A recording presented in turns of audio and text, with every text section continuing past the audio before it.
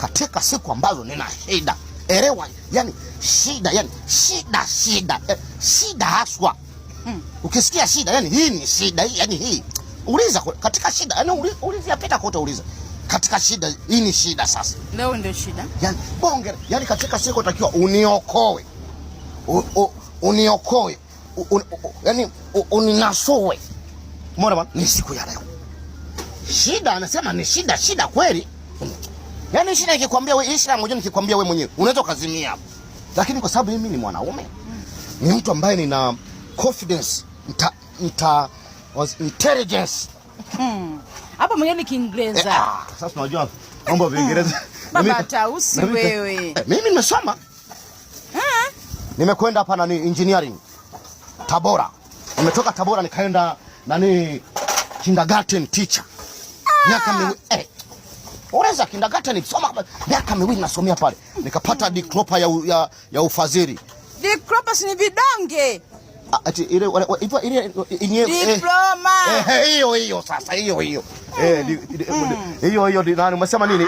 Inaitwaje? Hiyo sasa hiyo ndo wakawa wamenipa, nikaichukua nikaileta nyumbani. Mpaka sasa hivi iko pale, nimetengenezea kasehemu kake, nimeiweka pale. Nani inakaa ikitoka.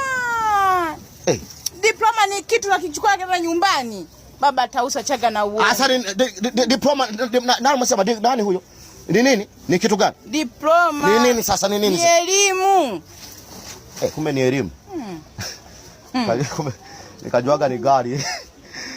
Kumbe ni elimu. Sasa mama nani bana, kwa shida nilionayo. Hiyo shida yako, maana na wewe naye. Shida kubwa sana. Sasa nianze kulia. Maana nimepata ugeni. Unajua mimi zamani nilikuwaga ni Mkenya. Ndio nikabadili dini nikawa nani Mtanzania. Mkenya ni dini? Eti nani kabila? Kabila. Mkenya ni kabila. Asa Mkenya ni nini? Na nikuaga nani? Eti nikuaga kumbe Mganda. Nikuaga Mganda. Sasa nikasema kwa nini nikae Uganda muda wote? Ndio nikaja Tanzania. Sasa kuna ndugu zangu ambao niliwaacha kule, wanatakiwa kwenda India kufanyia upasuaji. Unaona shida hiyo? Na mimi naona niangalia kama mkubwa wao. Wakasema tukachangisha. Na India mpaka kufika India gharama ni gharama hiyo kwa 280. Paka India 280. Baba Tausa acha uongo. Uliza India 280. Jamani, basi 150. Hapo ndo amekupunguzia hapo. Paka India wamekupunguzia. Hapo umenifunga. Una lolote? Uliza.